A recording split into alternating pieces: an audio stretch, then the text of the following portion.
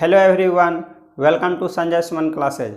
आज हम लोग देखेंगे फूड कॉरपोरेशन ऑफ इंडिया का जो है प्रीवियस ईयर क्वेश्चन, उसमें इंग्लिश पेपर सॉल्व करेंगे। तो इसका पैटर्न भी जो है बिल्कुल आपका एसएससी सीजीएल पैटर्न पर आधारित है। एसएससी सीजीएल का प्रीवियस ईयर क्वेश्चन से भी आप प्रैक्टिस कर सकते हैं। तो इसमें देखते हैं पहला question, everybody looked dilated when the कोमेली bride appeared on a stage। तो कह रहा है प्रत्येक जो है, कोमेली मतलब होता है नाइस लुकिंग, कोमेली मतलब सुंदर या फिर नाइस लुकिंग कहेंगे। तो कह रहा प्रत्येक व्यक्ति जो है कोमेली ब्राइड को देख करके जो है खुश था, आश्चर्य था। appeared on a stage, stage पर आने के बाद appeared on a stage। तो इसमें कोमेली का मतलब हो गया आपका नाइस लुकिंग, कोमेली ब्राइड मतलब हो गया दुल्हन। तो यहाँ पर पूछा जा रहा है कोमेली का जो है यहाँ पर किस रूप में प्रयोग किया गया है, एडवर्ब है या फिर एडजेक्टिव है या फिर नाउन है या फिर वर्ब है। तो कोमेली हो गया जो है ये विशेषता बता रहा है, कोमेली जो है ये विशेषता बता रहा है किसका, ब्राइड का। ब्राइड मतलब हो गया दुल्हन, ये हो गया नाउन, ये आपका नाउन हो गया। तो नाउन का जो विशेषता बताता है उसको हम लोग क्या कहते हैं, उसको एडजेक्टिव कहते हैं। तो ये हमारा जो है हो जाएगा, इसका एडजेक्टिव के रूप में यहाँ प्रयोग किया गया। और एडवर्ब कहते हैं हम लोग, एडवर्ब जो कि वर्ब का विशेषता बताता है या फिर एडजेक्टिव का या फिर किसी दूसरे एडवर्ब का विशेषता बताता है, तब हम लोग उसको एडवर्ब कहेंगे। तो यहाँ पर कोमेली मतलब हो गया सुंदर। नेक्स्ट क्वेश्चन देखते हैं, India and Pakistan are geographically blank countries. तो कह रहा है भारत और पाकिस्तान जो है भौगोलिक रूप से डैश देश हैं। तो आपका दिया हुआ पहला कॉन्टेजियस, कॉन्टेजियस का मतलब होता है संक्रामक, ये बीमारी के लिए हम लोग प्रयोग करते हैं, संक्रामक रोग। तो ये दोनों संक्रामक देश है, ये तो गलत हो गया विकल्प। दूसरा विकल्प देखते हैं कंटिगुअस। तो कंटिगुअस का मतलब हुआ है से मिला हुआ या फिर जुड़ा हुआ, एक दूसरे से मिला हुआ या फिर जुड़ा हुआ। तो भारत और पाकिस्तान जो है एक दूसरे से जो है भौगोलिक रूप से एक दूसरे से जुड़ा हुआ देश है या फिर मिला हुआ देश है। तो ये विकल्प हमारा करेक्ट हो जाएगा। कंटिन्यूअस, कंटिन्यूअस का मतलब होता है लगातार, तो ये भी ये प्रयोग नहीं होगा, यहाँ पर उचित नहीं रहेगा। नेक्स्ट देखते हैं कंटेंटियस, कंटेंटियस का मतलब होता है विवादास्पद। तो भारत और पाकिस्तान जो है भौगोलिक रूप से क्या एक दूसरे विवादास्पद देश है, ये भी नहीं होगा। तो सबसे यहाँ पर करेक्ट आपका हो जाएगा कंटिगुअस। भारत और पाकिस्तान जो है भौगोलिक रूप से एक दूसरे से जुड़ा हुआ देश है या फिर एक दूसरे से मिला हुआ देश है।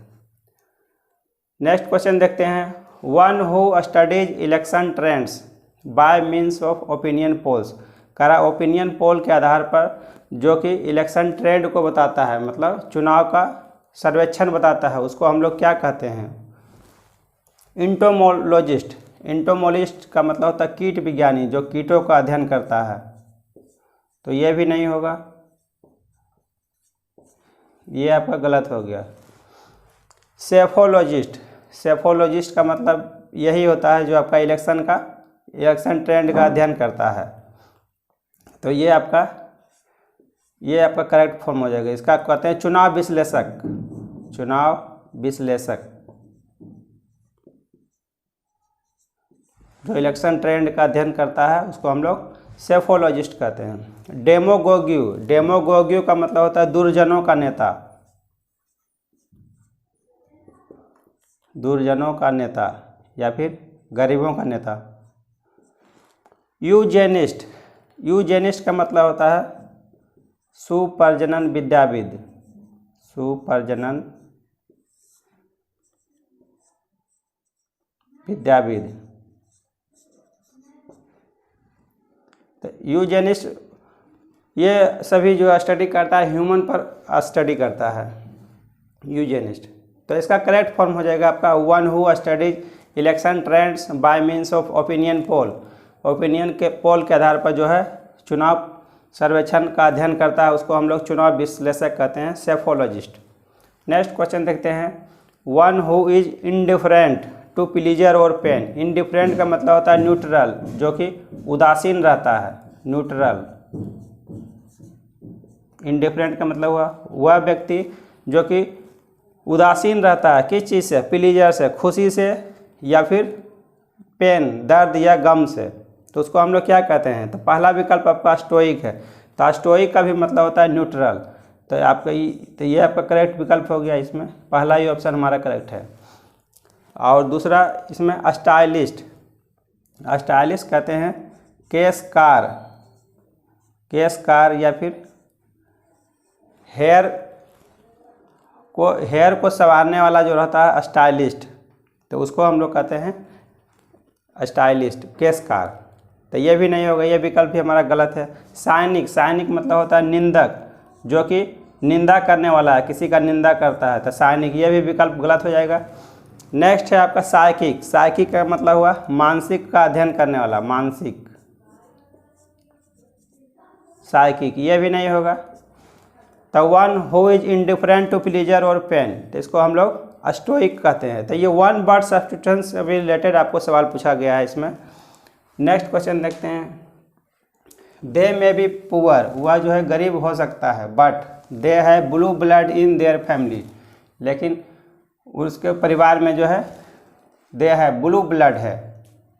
तो ब्लू ब्लड का मतलब एक पहेली की तरह प्रयोग किया गया है, आइडम्स की तरह।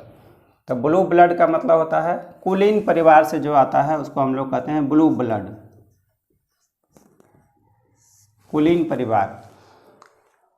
तो बैड ब्लड, तो खराब खून हो जाएगा, यह भी नहीं होगा। इनमिटी, इनमिटी का मतलब होता है शत्रुता। डिजीज, डिजीज का मतलब हो गया बीमारियां, तो ये दोनों भी नहीं होगा,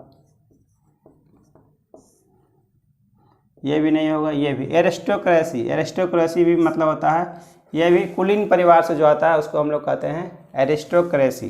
तो दे में भी पुअर, वह जो है गरीब हो सकता है, बट दे है blue blood in their family, तो इसका मतलब हुआ एरिस्टोक्रेसी, कुलीन परिवार से आता है।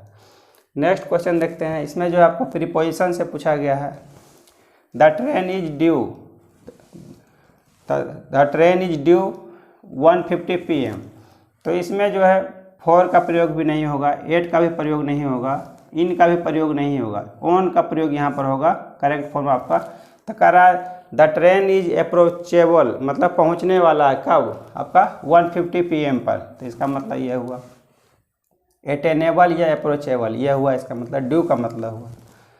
नेक्स्ट क्वेश्चन देखते हैं, a man who hates women, वैसा व्यक्ति जो औरत से नफरत करता है उसको हम लोग क्या कहते हैं। तो इसका करेक्ट आपका विकल्प हो गया मिसोगाइनिस्ट, वुमेन हेटर्स, इसको हम लोग बोलते हैं मिसोगाइनिस्ट, इसी को हम लोग बोलते हैं वुमेन हेटर्स। और मिसोगैमिस्ट, जो मैरिज से नफरत करता है, मैरिज हेटर्स इसको कहते हैं, मैरिज हेटर, जो शादी से नफरत करता है, तो ये हो गया मिसोगैमिस्ट। मिसएंथ्रोप, ये हो गया मनुष्य का विनाश करने वाला, मनुष्य द्रोही, मनुष्य द्रोही, मिसएंथ्रोप इसको हम लोग कहते हैं।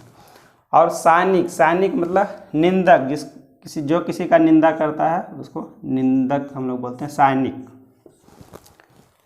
तो इसमें हो जाएगा a man who hates women, तो उसको हम लोग मिसोगाइनिस्ट कहेंगे, वुमेन हेटर्स। नेक्स्ट क्वेश्चन देखते हैं, तो ये आपका कॉमन एरर से रिलेटेड क्वेश्चन पूछा गया है। If my teacher will advice I will join the part time course, कह रहा यदि मेरे शिक्षक जो है सलाह देंगे तो मैं जो है पार्ट टाइम कोर्स ज्वाइन करूँगा। तो यहाँ पर जो प्रयोग किया गया इफ़ माय टीचर, ये जो है आपका करेक्ट फॉर्म में है, इसमें कुछ करने की ज़रूरत नहीं है। यहाँ पर देखते हैं विल एडवाइस, यहाँ पर आपका रॉन्ग इस पार्ट में है आपका। तो इस तरह का कंडीशनल सेंटेंस जिसमें रहता है, तो पहला पार्ट में आपको जो लगाने की ज़रूरत नहीं है, विल लगाने की ज़रूरत नहीं है, तो भी आपका जो है फ्यूचर में ही इसका अभिव्यक्ति होता है। तो यहाँ पर करेक्ट फॉर्म आपका होगा if my teacher advice, if my teacher advice I will join the part time course, ये कंडीशनल सेंटेंस है, तो इसमें जो है विल एडवाइस की जगह पर जो है आपका सिर्फ एडवाइस का प्रयोग होगा। फर्स्ट पार्ट में आपको लगाने का ज़रूरत नहीं है विल। तो ये हमारा करेक्ट एरर हो जाएगा ये। नेक्स्ट क्वेश्चन देखते हैं। तो ये आपका जो है एक्टिव वॉइस में दिया गया, इसको आपको पैसिव वॉइस में बनाना है। Ought we to make any false claims. तो कह रहा है क्या हम लोगों को झूठा क्लेम करना चाहिए। आउट टू का मतलब होता है चाहिए। Ought to OUGHT ought to, इसका मतलब होता है चाहिए। तो ये इंट्रोगेटिव सेंटेंस में है। तो इंट्रोगेटिव सेंटेंस में है, अगर सिंपल इसको हम लोग बनाएंगे तो सीधा होता है ये we ought to make any false claims. यहीं पर जो है इंट्रोगेटिव बनाने के लिए जो है इसमें आउट को बाहर कर दिया गया है। तो इसका हम लोग इसमें जो है दूसरा चीज़ इसमें इन्फिनेटिव है, इसमें टू का प्रयोग किया गया है। तो इन्फिनेटिव सेंटेंस को जो है पैसिव बनाने के लिए क्या करते हैं हम लोग, टू बी का प्रयोग करते हैं। To be V3, to be उसके बाद V3 का प्रयोग होगा इस रूप में, टू बी V3 के रूप में बदल जाएगा।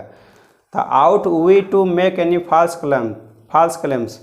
तो यहाँ पर ये आपका हो गया ऑब्जेक्ट एनी फॉल्स क्लेम्स। तो आउट तो यहाँ पर रह ही जाएगा। तो आउट तो यहाँ पर रह जाएगा। तो ये शुड कुड ये विकल्प आपका ऐसा ही गलत हो जाएगा। एनी फॉल्स क्लेम ये भी गलत हो गया।